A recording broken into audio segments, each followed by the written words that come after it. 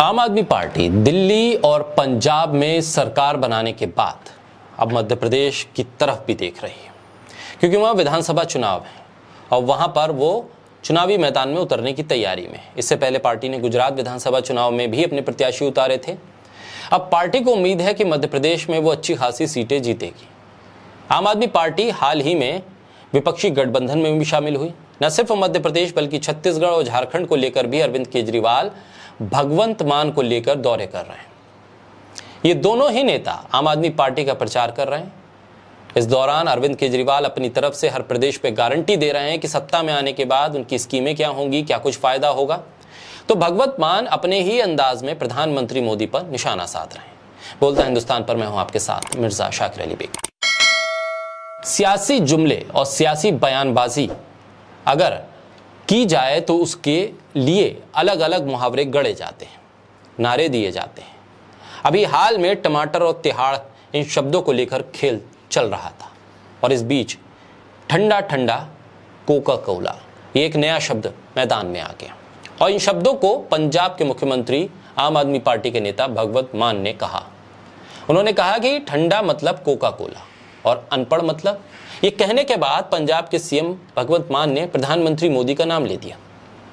साथ ही वहां बैठे लोगों से इसे दोहराने के लिए कहा, बार बार इस नारे को दोहराया और साथ ही अरविंद केजरीवाल की उस कहानी के किरदार चौथी पास राजा का भी उन्होंने जिक्र कर दिया, जिसका जिक्र अरविंद केजरीवाल ने दिल्ली विधानसभा में किया था, जिस पर बीजेपी ने काफी गुस्सा जताया था। लेकिन भगवंत मान है कि सुनने वाले नहीं और उन्होंने ये भी वहां आम जनता के सामने कह दिया, अपने कार्यकर्ताओं के सामने कह दिया। भगवंत मान ने कहा कि आम जनता को बिजली पानी इलाज मुफ्त में अगर आम आदमी पार्टी दे दे तो वो रेवड़ी हो जाती है और वो जुमला सुनाए तो देश के लिए विकास हो जाता है। सीधे निशाने पर प्रधानमंत्री मोदी। आगे भगवंत मान कहते हैं कि अगर हम फ्री बिजली दें, मोहल्ला क्लिनिक दें, उसमें फ्री इलाज दें, दिल्ली पंजाब में बसों में महिलाओं को फ्री सफर करवाएं, दिल्ली में पानी फ्री में दें, तो साहब बोलते हैं। साहब मतलब प्रधानमंत्री मोदी पर सीधे तौर पर निशाना साधते हुए भगवंत मान कहते हैं कि प्रधानमंत्री कहते हैं कि ये रेवड़ियां दे रहे हैं। भगवंत मान कहते हैं कि मैंने संसद में भी कहा था कि 15 लाख की रकम लिखते लिखते स्याही सूख जाती है, काले धन की बात करता हूं तो कलम रुक जाती है। वो मतलब अपने चुटकीले अंदाज में, अपने उसी अंदाज में जिसके लिए वो ज्यादातर जाने जाते हैं, उस पर बात कर रहे हैं। भगवंत मान ने कहा कि प्रधानमंत्री की हर बात जुमला साबित हो रही है। अब तो ये भी शक होता है कि उन्हें चाय बनानी आती है या नहीं। देश को कोई चीज तो बताएं जो सच हो। भगवंत मान ने प्रधानमंत्री पर तंज कसना जो शुरू किया तो इस पे तालियां भी मिलती गईं। उन्होंने कहा कि वो बेचने और खरीदने वाले नेता हैं। पहले तेल बेचा, LIC बेची, रेल बेची, एयरपोर्ट बेचा। सिर्फ बेचा ही नहीं और कुछ खरीदा भी है, जैसे थोड़ा सा मीडिया खरीद लिया और कभी कभी विधायक खरीद लिए। मुझे कल ही किसी ने भेजा है, कहते जी मध्य प्रदेश जा रहे हो, ये बोल देना। कहते जी पहले एक लाइन थी,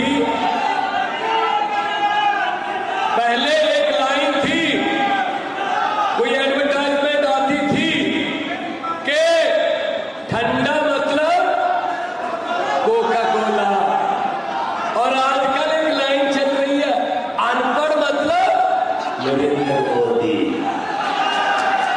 तो ठंडा मतलब, अनपढ़ मतलब क्या बोले, तुम्हारा बोलिए, चौथी पास राजा। ये वो अंदाज था जिससे भगवंत मान ने लोगों के सामने अपनी बात रखी और सीधे तौर पर प्रधानमंत्री को निशाने पर लिया।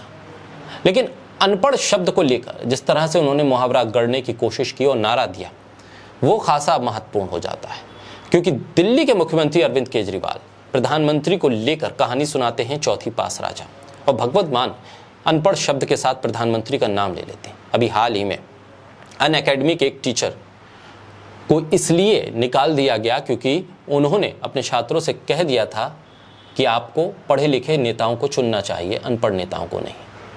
ऐसे में बीजेपी से जुड़े हुए लोग नाराज हो गए थे और उन्हें ये लग रहा था कि ये शब्द प्रधानमंत्री के लिए कहे जा रहे हैं, जबकि प्रधानमंत्री के पास दिल्ली यूनिवर्सिटी और कई और यूनिवर्सिटीज की डिग्री हैं जो सार्वजनिक तौर पर बीजेपी दिखा भी चुकी है।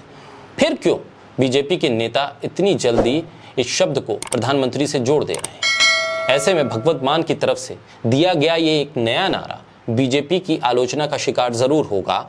ऐसे में जिन जिन राज्यों में विधानसभा चुनाव है और जहां जहां भगवत मान और अरविंद केजरीवाल जा रहे हैं, वहां वहां वो इस तरह से प्रधानमंत्री पर निशाना साधते हैं, जिसका असर आने वाले वक्त की सियासी परिदृश्य पर क्या होता है ये तो चुनावी नतीजों के बाद पता चलेगा। लेकिन सोशल मीडिया पर खूब इसको लेकर लाइक और रीट्वीट के साथ साथ कमेंट्स मिल रहे हैं।